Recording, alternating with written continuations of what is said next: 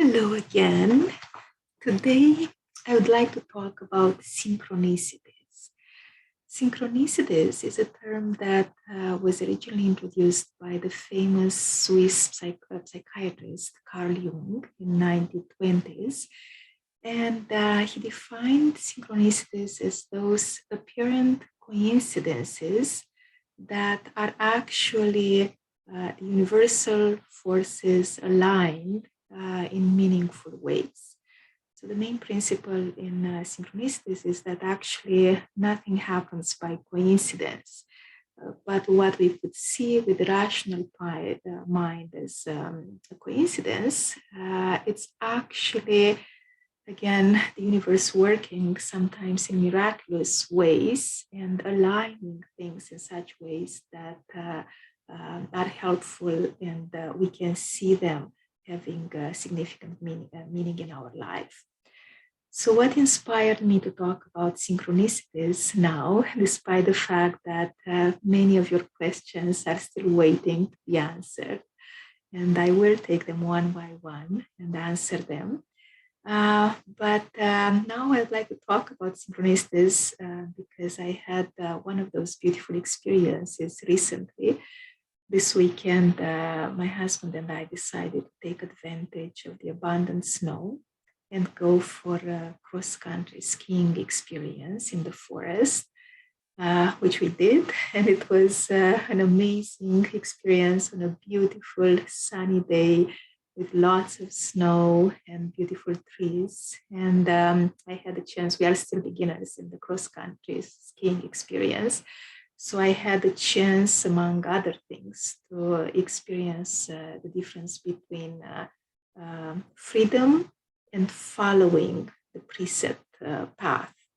As some of you might know, with cross-country trails, they have these pre-made tracks that you can follow to make your skiing experience easier and more pleasant. So I used those tracks for a while until the rebellious part of me, need for freedom constantly, need for freedom, noticed that I feel a bit constrained to just follow those tracks. So I decided to get out of those tracks and create my own tracks in the snow. Just so soon I realized that freedom comes with really hard work, sometimes unnecessary hard work. But I had a chance to have that first-hand experience. So soon enough, I got back to the pre-made tracks and experiencing this time not the constraining feelings, but the comforting, soothing feeling of having something that you just need to follow and you don't have to think about it. Just keep going. It's made, it's set for you. It requires less energy. So this was one of the experiences that we had while having our cross-country skiing trip this weekend. And it was a lovely experience. It took us over 2 hours, and then we decided to go back to the car. I was getting hungry and thirsty. I was starting fantasizing about how soon we can get home and have something to eat. We got back to the end of the trail, to the parking lot, and soon to realize that our car was nowhere to be found. We looked everywhere. We realized that where it's supposed to be parked, it wasn't there. So there were only two possibilities, whether our car got stolen or we were in the wrong place. My husband found a map, looked on the map, and it seemed that the second option was the case. And at least for that moment, what we could see at that moment. So when he looked at the map, he noticed that we were on the opposite end of where our car was parked. We were at the other end of the trail. So just a moment when we had this big shock and realization, two men came on the winter fat bikes. They stopped at the parking lot as well. And I happened to ask one of them. I asked, so is your car here? And he said, yes. And I said, oh, you're so lucky. Ours, it's not. And I showed my skis, and I said, we don't even have a winter bike. We don't even have a fat bike to be able to go to our car. And he asked what happened. I said, well, we thought our car is supposed to be here, but it's not. And it seems that it's a different parking lot at the other end of the trail. And we are wondering what should I do right now? So he was extremely kind and said, oh, you know what, don't worry. It's all right. I can give you a ride and it's going to be all right. Can't imagine how happy I was to hear this. I didn't even have to ask. And he offered help. Both the men offered the help. They started walking to their car, and my husband he wasn't as excited about this offer as I was. He said, no, you know what? Yeah, it's all right. I don't want to bother them. They are strangers. We don't know them. You know what? I'm going to ski as fast as I can to the other parking lot. I should be back in a couple of hours. You wait here for me. And then as soon as I get here, we'll go home and it's going to be all right.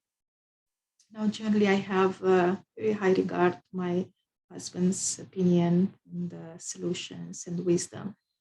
But this time I was so hungry. It was getting cold. It was getting dark. It started snowing. And I just said, what, can we just choose the simple way this time? And, we already have the car. We don't really have to wait for the boat or the helicopter. Can we just take the car and get home soon and safely? So he was convinced. And while we were walking to those men's car, two ladies came and they joined the other two men. And I heard them speaking Romanian. I mean, some of them might know that I'm Romanian. And if you ask my daughter, no matter where we are in the world, she says that if I meet a Romanian speaking person, I talk to them as if they are my childhood friends. So when I heard them speaking Romanian, you can imagine how excited I was. I mean, it felt like home. I mean, the saviors, these people that offered help, offered to save us. Not only they were kind people, but they were Romanian kind people. And this was not it. But when I asked them, oh my goodness, you are speaking Romanian. And one of the ladies looked at me closer. I was all bundled up with the scarf and the hat. And she was like, Sophia?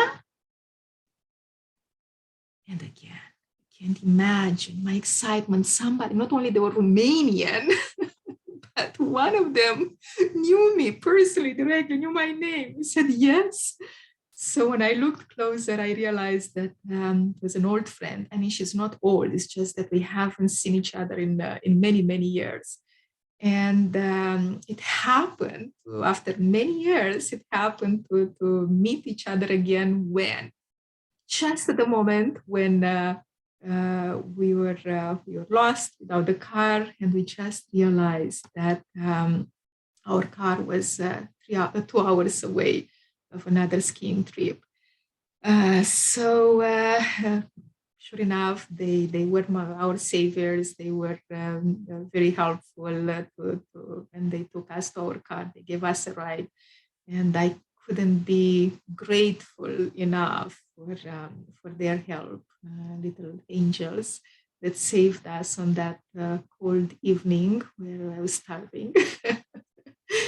So this was our little synchronicity experience. Now the story, what I was saying to my husband, that we have the car already. I don't want to wait for the boat or the helicopter. I was referring to a story that we both knew, a joke about men that had great faith in God. he devoted his whole life to his faith, to God. He was praying all day long. He was following all the commandments. He was really a righteous person that had complete faith in God. So it so happened that one day his city got flooded by a big hurricane, big water flooding. So everybody was leaving the city. They were evacuating fast under emergencies. So some neighbors came. They were driving with their car. They stopped and said, come with us. Everybody is leaving. We have to go. There is this big flood. So come, let's go together. He was patient. He was feeling very secure and said, no, go ahead. It's all right. You can pick up somebody else. God will save you. They left, and the flooding kept coming. It was getting worse and worse. Everywhere was filled with water. So a boat comes, and they were trying to rescue him. Said, come on, man, come with us. Jump into the boat. We will save you. We will take you with us. Don't worry. It's a terrible situation, but come and jump into the boat. He refused politely, and he said, thank you, but you can rescue somebody else because God will rescue me. So they left. The situation was getting worse. He was swimming in the water when finally a helicopter comes looking for the last people that needed to be rescued. They yelled at him and said, come on, we are here. Just pick up this rope and we will save you. Don't worry, we are here, we can save you. He was swimming desperately, but said, no, don't worry, you can rescue somebody else. God will save you. So they couldn't force their help into him. So they left, and sure enough, soon he is drowning, he is dying, and he goes and has his meeting with the Almighty God. And as you can imagine, he was extremely disappointed and actually quite mad with God. And he said, okay, God, I don't know what's happening. I don't know how you are working, but here I am. I devoted all my life to you. I did everything right. I had complete faith in you. How could you abandon me when I needed you the most? How could you let me die in that situation? So God annoyed himself. Now God is not very often annoyed, but this time it's like, man, I don't know what to say, but really, who do you think sent you the car? Who do you think sent you the boat? Who do you think sent you the helicopter? So what can I do? I send you all of those. If you don't want to pick them up, that's not on me, it's on you. So this is the little story about how, again, connection is between synchronicities. Now back to synchronicities.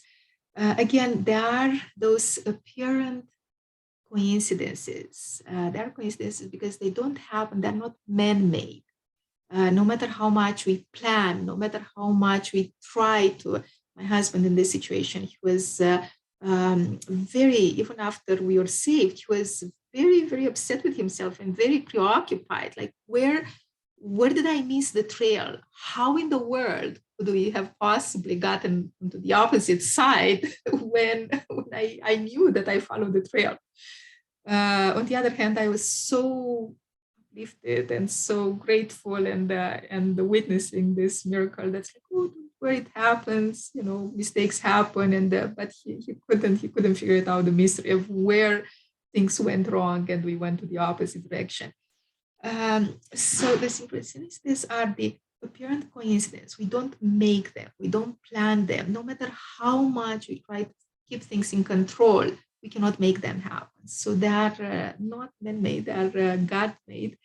And all we need to do is actually to notice them when they're happening and to say yes to them. Just like in the little story with the man that wanted to be rescued, needed to be rescued.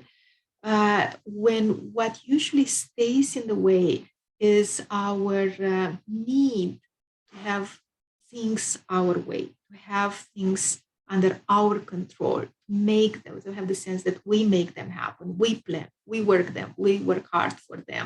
It's our doing. Versus to simply join that flow of life where things are happening. They're happening and actually moving in the right direction. And sometimes all we need to do is to join that flow without putting our resistances, without putting, most often again, it's our need for control that stays in the way, our resistances, our brakes that we push. And in this way, we often make things more complicated. We move from simple to complicated. We struggle in the process, and we often find that no matter how hard we work, how hard we push, we reach a certain point, but beyond that point, it's really not in our control. So noticing, first of all, noticing these experiences and noticing that they happen in a meaningful way. They happen with a reason. Those apparent, we meet the right people at the right time, and there is a purpose in that. It happens generally to move us in the right direction. So I'm sure that if you reflect back at your life, you can notice. Steve Jobs used to say that we cannot connect the dots together looking forward. We can only connect them looking backwards. So it's usually when we look backwards that we see these occurrences, these dots, that when we look at them in the big picture, they start making sense. Even the experiences that at the time they used to be perceived as negative or unpleasant, like, why is this happening to me? It feels like it's the worst thing that could happen. But when we look back at those experiences, we can see how one by one they connect one another in the right way, and we can see why they happen and their purpose to bring us to where we are today. So I'll invite you actually to take a few moments and to remember some of those experiences. Another one that recently I remembered was with an old, again, not old friend per se, it's just that when we don't see each other for a long time, it feels old. So another friend of mine that I haven't seen in many, many years. And until one day, one afternoon in 2017, where we were on a family trip in Japan, and we were in a very busy marketplace in Kyoto. And that was busy. Like if you've ever been in a busy marketplace in Kyoto, you know what I mean. So we were, everything was very crowded. I was there with my family, and suddenly I see this friend of mine that I haven't seen in many years. I called his name, and we were both in shock. I mean, he's also from Canada, and how after so many years we got to meet each other again in that busy marketplace in Kyoto. And sure enough, that